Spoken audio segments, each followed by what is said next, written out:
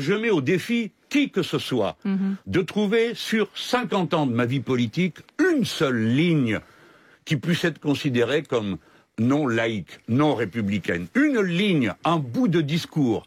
Personne ne peut le faire. Il reste donc cette manif du 10 novembre. Alors expliquons-nous. La manif du 10 novembre a été appelée parce qu'il y avait eu un attentat à la porte d'une mosquée et qu'aucune réaction officielle n'apparaissait, d'aucune sorte.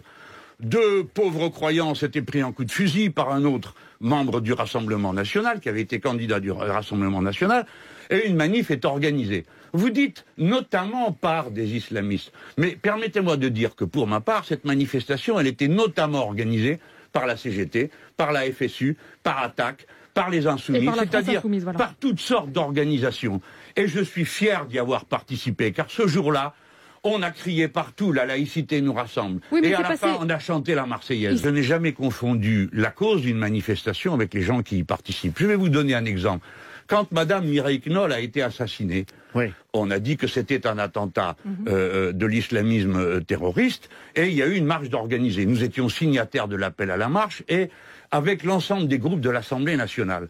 Nous sommes allés à la manifestation et nous avons été aussitôt assaillis par la Ligue de défense juive qui nous a accablés d'injures et la police nous a fait évacuer à nous la marche, pas à la Ligue de défense juive. Par conséquent, j'ai eu aussitôt les paroles qu'il fallait. J'ai dit, je ne confondrai jamais la lutte contre l'antisémitisme avec cette poignée d'énergumènes.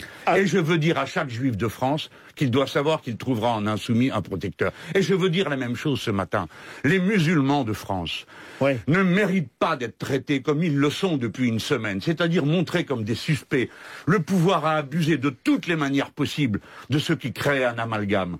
Les musulmans de France enseignent à leurs enfants, j'en suis certain, la discipline, le respect de la loi, l'amour des professeurs. Ils souffrent 2 fois plus que les autres parce que c'est dans leur rang qu'on a trouvé un assassin qui salit leur propre religion. À aucun moment je n'ai comparé l'assassin de la Norvège qui a tué 90 jeunes au nom du suprémacisme blanc et du catholicisme avec la religion catholique qui n'a rien à voir avec ce genre de massacre.